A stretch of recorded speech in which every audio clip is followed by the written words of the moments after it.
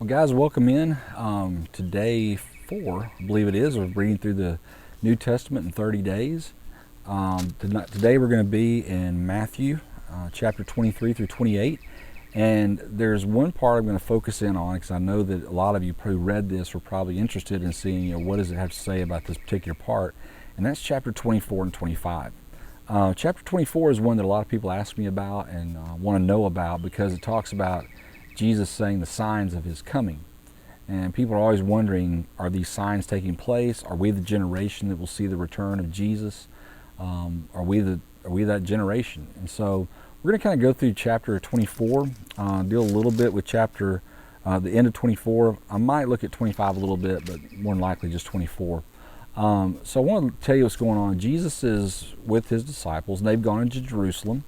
There are a lot of these guys who are not from Jerusalem. It was a big deal for them to go in there. They're getting ready for the Passover feast. And they were from small towns. They were fishermen and things like that. And to go to Jerusalem and see the temple was a really big deal. And so they go in and they're marveling at the temple. And they say, man, Jesus, can you just imagine how incredible this thing is, how beautiful it is? And Jesus says, well, yeah, it is, but I'm going to tell you that there's coming a day when not one stone of this temple will be left on another. It's going to be completely destroyed. We know that actually happened in AD 70 when the Romans came in and destroyed the temple, and it has been destroyed ever since. It's never been rebuilt to this day. And so they asked Jesus, they said, well, when's this going to be coming? And then they said, what will be the sign of your coming and the end of the age? And so Jesus starts going in here, and I've wondered oftentimes, what were the disciples really getting at? Were they looking at when Jesus would come back and take over the Romans and destroy them? Or did they understand that there was coming a day like we believe that he's coming again one day to rule as the King of Kings and Lord of Lords on the earth? So let's walk through a little bit of this, and I want to actually start at verse 8 because verse 8 is an interesting verse that helps us understand a little bit about what's going on today and what will be going on. Let's start at verse 4. I'll focus on 8. Jesus said, watch out that no one deceives you, for many will come in my name, claiming I am the Christ, and will deceive many people. You will hear wars and rumors of wars, but see to it that you are not alarmed. Such things must happen, but the end is still to come. Nation will rise against nation, and kingdom against kingdom. There will be famines and earthquakes in various places. And all these are the beginning of birth pains. Now, I want you to see in verse 8 where he said, all these are the beginning of birth pains. Some of you have seen translations. I think King James says, all these are the beginning of sorrows. But the better translation is, it's the beginning of birth pains. And if you've heard me talk, you've heard me say this many times, but I'm going to say it again for those who may not. When he's talking about birth pains in the end times, the signs, he was talking about like a woman who's in pregnancy. When a woman is in her 3rd or 4th month of pregnancy, she has no labor pains, but as she gets closer to the time of the delivery of the baby, she will begin to have birth pains. She'll have contractions, and as the actual birth approaches, the contractions will get more intense and they will get closer together. And so Jesus said, look, there's going to be birth pains where there'll be a feeling of something, and then it will die a little bit, and it's going to come back strong, and it's going to die. It's going to be those birth pains coming and going. So if you look at these different things that are happening at the return of Jesus, you see a lot of parallels in the book of Revelation, where it's talking about things that are happening from chapter 6 to chapter 18 of what's going to be happening. Now, let me stop real quick, and I want to give you a timeline because some of you may be watching who don't know this, and I want to make sure you understand. And I'm going to tell you what I believe, and it's a lot of controversy. There's a lot of people that disagree with me, and a lot of people who agree with me, and there's a lot of people who are a whole lot smarter than me that disagree with me, and there's a whole lot of people a lot smarter than me who agree with me. So if you disagree with me, do me a favor, and if you want to talk about it, let's be civil about it. But some people get really upset about this, and I'm not here to argue. I just want to tell you what I believe is going to happen. I believe the next event on our timeline of history is going to be what's called the rapture of the church. I believe that Jesus is going to come one day at a time we don't know, and there's going to be a trumpet sound. And when that trumpet sounds, and this is, by the way, is talked about in 1 Thessalonians chapter 4, when the trumpet sounds, it said that those who have died, who were Christians, who gave their life to Jesus, that right now they are with Jesus in heaven, and they have what's called heavenly bodies. Their souls with Him. But when the trumpet sounds, it said those who are dead are going to rise from their graves and be given a brand new body. It's called a glorified body. It's like the one that Jesus had after His resurrection, that He was the first one to have that glorified eternal body that would last forever. And it says that those who have died will rise first, and it says then we who are still living, so if it happened today, then that would be me and you if you're a Christian. It says all of us together will be changed in the blink of an eye. Now that's 1 Corinthians chapter 15 that talks about that event, about how we'll be changed and given a brand new glorified body that is made for eternity. And people always say, well, is it going to be me? Yeah, it's going to be you. It's just going to be a perfect version of you. So anyway, the Bible says that then in 1 Thessalonians talks about this, that we'll be caught up together to meet Jesus in the clouds in the sky, and He'll take us back to heaven with Him. And at that point, there will be a 7-year period where we'll be in heaven together. But here on this earth, people who've been left behind who were not Christians, they were not truly saved, they're going to go through a 7-year period called the tribulation. And the first 3.5 years are spelled out, and the second 3.5 years are spelled out in a lot of detail and in the book of Revelation. And there's going to be horrible times on the earth. It's going to be unprecedented, nothing like it's ever been seen or ever will be seen again. And it's going to be the last attempt for people to really give their life to Christ going through this. And there's going to be a lot of people who will die during this time. There will be people who will give their life to Jesus. They're going to realize that He was the truth. And but during that 7-year tribulation period, it's going to be a hard time of trying to bring people back to Him. At the end of the 7 years, it says that Jesus then, along with those who were in heaven with Him, we are going to come back with Him, and we will come all the way down to the earth. And it says that He is going to reign here on this earth for 1,000 years. And at the end of the 1,000 years, we'll see what's called a new heaven and a new earth, where the earth is made perfect the way God intended it from the very beginning when He created the earth. It'll be perfect, it'll be wonderful, it'll be awesome, and we will live here on this earth with God, that God will actually have His dwelling place here on this earth in what's called the New Jerusalem. And it will last for all eternity, and that's where we'll be, and it's going to be great and glorious. So Jesus has been asked these questions about when is this going to happen, because the disciples did have an understanding from the Old Testament about the concept of a new heavens and a new earth. And they're wondering, when is all this going to take place? So Jesus begins to lay out these signs, and He begins and talks about, you will hear of wars and rumors of wars, and you will hear of famines and earthquakes in various places. Now, in the last, little over 100 years now, since World War I ended in 1917, World War I was considered the Great War. Some people said the war to end all wars, because it was brutal. It was absolutely brutal. The world had never seen anything like this before, and it radically changed the way people view the world in World War I. And the people thought it could never get any worse, but then of course we come along and World War II erupts, and we get into it in 1941, and the world is at war. And World War I had millions upon millions of people killed, just like World War II did, just like World War I did. And we see this tremendous amount of death and sorrow and agony through war. And then, of course, there's always been wars. War's been going on since way before Jesus all over the world. War is nothing new. The intensity of the wars and the number of people who've been killed in wars has dramatically increased in the last 100 or so years. And so you've seen these times, and there'll be these great wars and they'll die, and there'll be great wars and they'll die. And we've been seeing this, and I believe that if Jesus is coming back soon in the rapture, then these birth pains of World War I and World War II and the other wars we've seen around the world, and now we have the war on terror that's been taking place. We've been seeing these things and taking place. And so the other thing it talked about, where nations will rise against nations in the wars, but it says there'll be famines and earthquakes. And so a lot of people want to track earthquakes and say, well, they're getting more intense than they were before. And we do know that there have been a significant number more earthquakes than there were 100 years ago.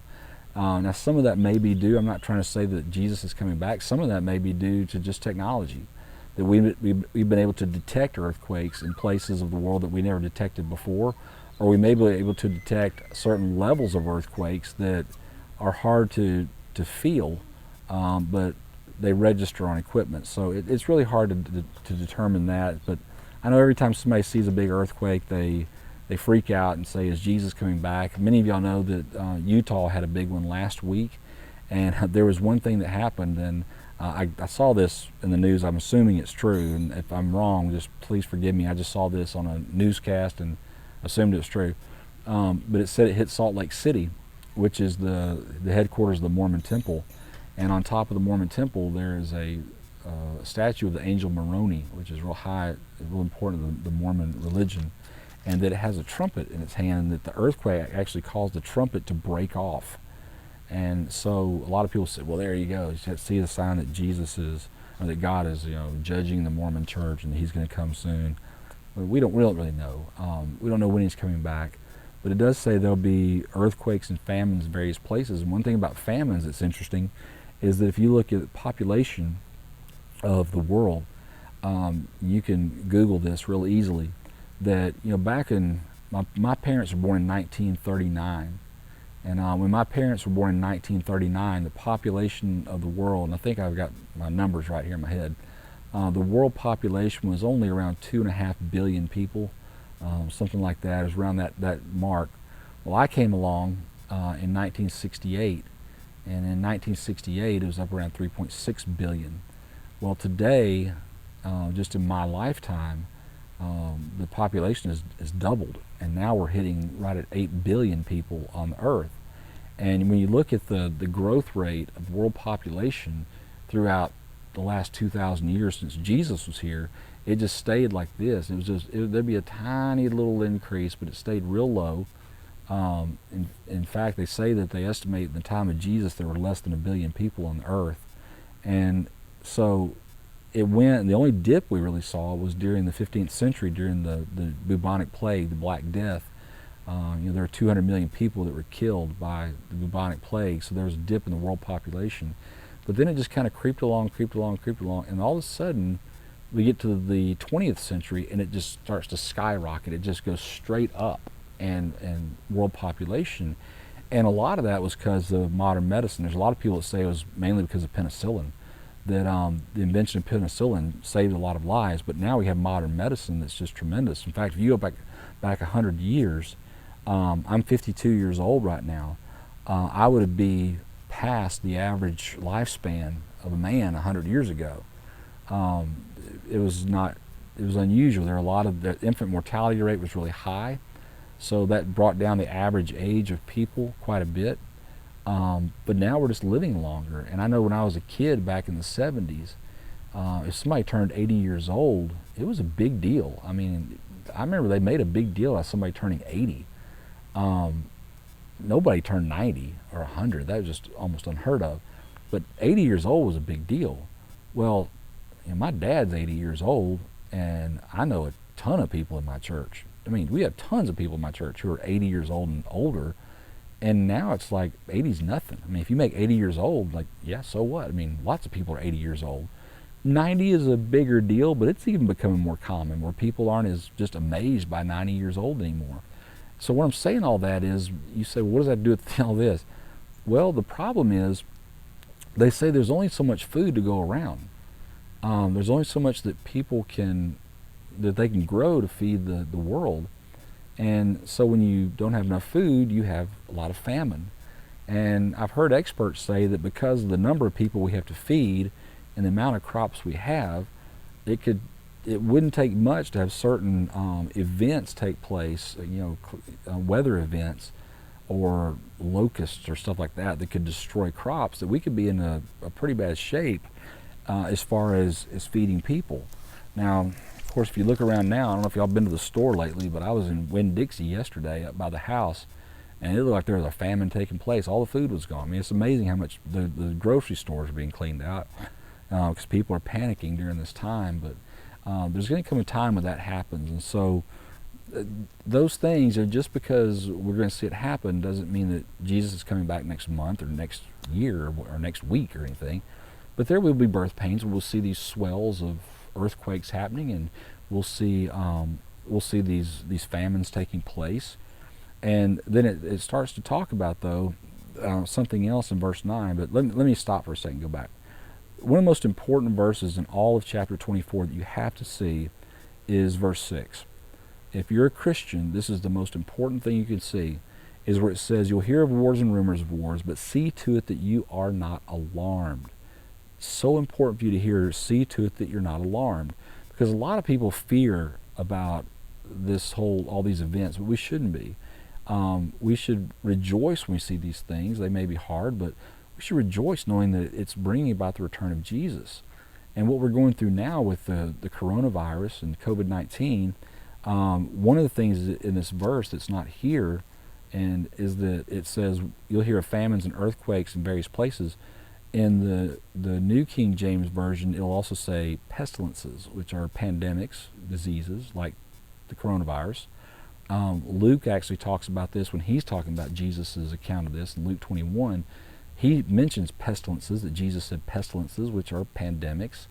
And so we've seen a rise in this just recently. I know back in the 90s we had the AIDS virus that swept through a lot of our world, killed a lot of people, infected a lot of people. We've seen SARS, we've seen MERS, we've seen the bird flu, we've seen so many of these different, Ebola. It seems like every other year we're having these small pandemics. The coronavirus seems to have been getting way more attention than any of those, even though it's caused fewer deaths to this point. But so we're seeing, that's another one of these birth pains that may be occurring right now. We just don't know. But no matter what happens, it says, don't be alarmed. Don't be scared. Don't be alarmed. These things have to take place. And God is using them for a great purpose, to get people's attention and bring them back to himself. So verse 9, it says, though, then you'll be handed over to be persecuted and put to death, and you'll be hated by all nations because of me. Now, I believe this is talking about during the tribulation time, when Christians are going to be, the Revelation describes it, that those who are left behind after the rapture and give their life to Christ, they're going to be beheaded for their faith. Many of them will be beheaded for their faith. And they will have to worship the Antichrist, but they won't. He says, you'll be handed over and persecuted and put to death. Now, you say, well, if that's going to take place during the tribulation time, then we don't have anything now to see a birth pain now, but actually we do. The statistics show that there have been more people, more Christians who've been killed for their faith in the last 50 years than in all of human history combined. Now, we don't see it because we live in Alabama. Some of y'all may live in other places, but if you live in the South, you really don't see it. I mean, we don't get persecuted at all for being Christians here. It's just not something that happens. But we see all over the world where it's very common for people who are Christians, they're being persecuted for their faith. Many are being killed for their faith. They can't practice their Christianity freely for fear of being killed. So we are seeing that kind of birth pain swell in the last 50 years of the persecution of churches and Christians happening. So, if you want more information about that, by the way, you can Google persecuted church, the persecuted church. I believe their website is persecutedchurch.org. You can Google it though, and it gives you a lot of information about the persecuted church, and also how you can pray for them. But it talks about how there'll be false prophets who will appear and deceive many people. Now, I have a theory about this one that I think what I'm going to do. Well, let me go and say it so I don't forget. If any of y'all are interested, I've thought about doing a Zoom meeting, a live Zoom meeting, so you can ask questions, and for me to give you some understanding of what I think about this, these false prophets, and particularly one that talks about later in this passage down in verse 24, where it talks about false Christs and will appear, and false prophets will appear and give many signs to deceive the elect. Talking about the Antichrist here, and I really want to delve in and kind of give you an interesting take on that. And so if you're interested in being in on a Zoom meeting, I prefer to do it that way so I can talk to you and answer questions. If you see this video, if you want to text me or email me or talk to me on Facebook and say I'd love to be a part of a Zoom meeting, if I can get enough people interested in it, we will set that up. I'd like to keep it to about 25 or 30 people to make it manageable. But if that sounds something like you'd be interested in to get more detailed in this, just send me a text or email me, and I'd love to get you in on that. We'll talk about this. But I think you'd find it incredibly interesting. But then he talks, verse 15, about when you see standing in the holy place the abomination that causes desolation, spoken of by the prophet Daniel. Now, this is going to be the Antichrist in the temple. The holy place was in the temple. And so this is talking about the rebuilding of the temple. That right now, if you've seen pictures in Israel, the Temple Mount, it's just a big slab of concrete. It has the Dome of the Rock, which is a Muslim holy place, and also has the Al-Aqsa Mosque, which is a Muslim mosque sitting there on top of it. But where the temple was, the temple's not there. But we do know that the temple is going to be rebuilt because the Antichrist has to come into this place and rule and tell people that he is the Messiah and is going to put himself in the place of Christ. So it talks about this, and it keeps going on. It talks about how this false Christ and false prophet will appear in verse 24. And it says something interesting what Jesus says. If anybody, in verse 26, if anyone tells you there he is out in the desert, or there he is in the inner rooms, do not believe him, for his lightning comes from the east and is visible in the west, so will be the coming of the Son of Man.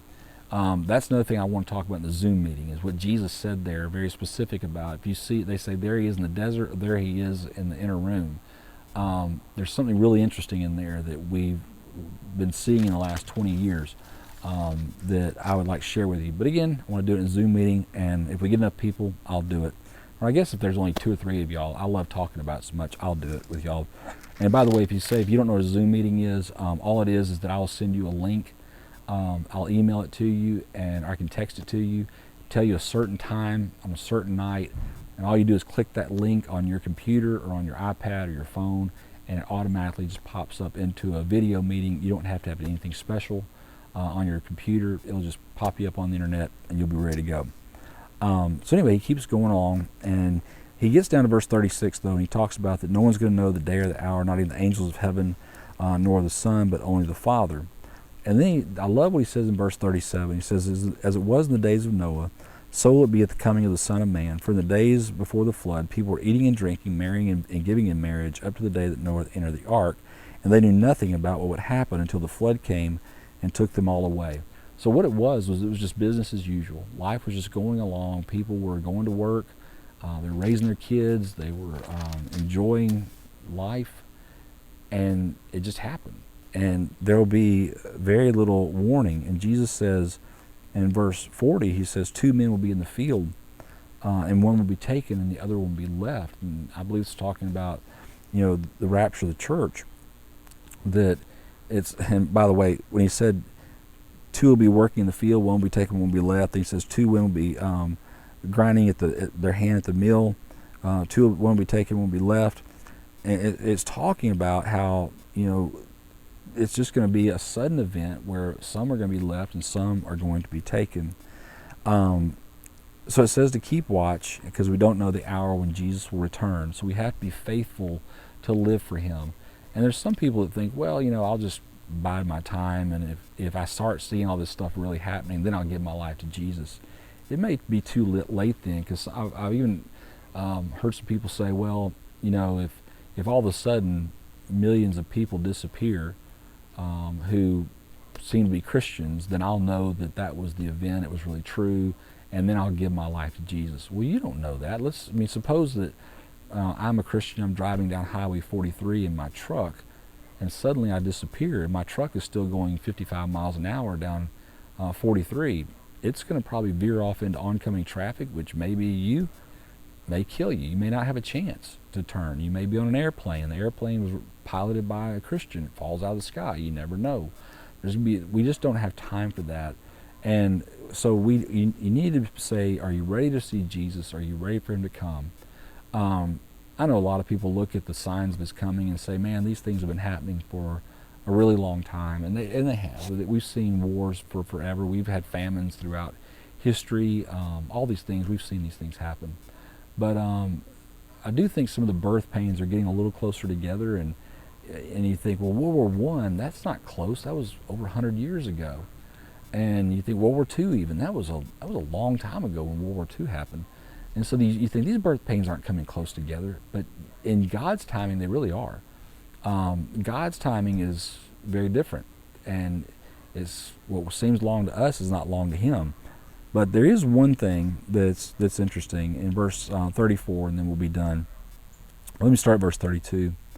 It says, "Now learn this lesson from the fig tree. As soon as its twigs get tender and its leaves come out, you know that summer is near." And that was something that a Jewish person would have understood in that time. They knew what to look for in fig trees, because a lot of people had fig trees in their yards and everything, because they gave figs, of course, but they also were great shade trees. And they could tell what a fig tree would do to learn that it was about to bloom and about to produce its fruit. And so he said, just like you can look at a fig tree and know that it's going to be producing fruit soon, it says you can also know that the coming of Jesus is really close at hand and right at the door.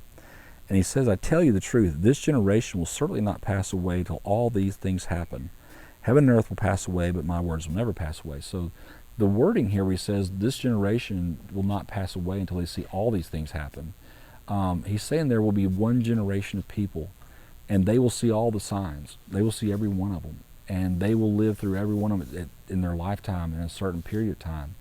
And everybody wants to know, are we that generation? You know, I'm sure that my grandparents' generation thought they were the generation. There was a lot of people that we know from church history that at the turn of the 20th century in 1900, there was a huge fervor of second coming panic, really, because they thought Jesus would come back in 1900, which he didn't.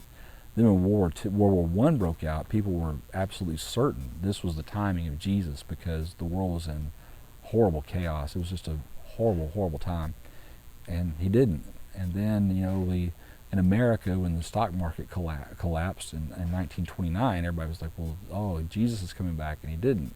World War II, oh gosh, it's got to be now, that surely, and he didn't. And so there have been things that one after the other, and the danger is to say, well, it's probably not going to happen. I mean, it hasn't happened yet, so I might as well just do whatever I want to do and let the chips fall where they may. No, you need to live for Jesus and live for, so that what he says in verse 43, he said, "But understand this, if the owner of the house had known at the time of night the thief was coming, he would have kept watch and would have not let his house be broken into. So you also must be ready, because the Son of Man will come in an hour when you do not expect him." So he says, look, you be ready, live your life for him, be faithful to him, live for his glory, but also go back to what he said earlier. He said, don't be alarmed, don't be scared. I mean, there's no reason to be scared, but for us to keep our eyes focused on him, be ready for his coming, and rejoice in that, and celebrate that, and have hope in that. So again, if you're interested in maybe having a Zoom meeting to go through a lot of this more in detail, and I'll answer a lot of questions about this. If you know me very well and you're around me, you know I love to talk about this. I will probably talk till you're tired of hearing about it. So it's one of my favorite things to do. And so if you're interested in that, text me, email me, send me a Facebook message, whatever you want to do, and let me know. And again, if we get enough people interested in that, then I'll jump on that Zoom meeting. Probably I don't know, probably Saturday. We'll do something like that. Find a good time for everybody. But I hope you all are staying with your reading. Stay faithful to it. Stay strong. Don't give up. Don't quit. And I hope it's been a blessing to you. So y'all have a great rest of the day.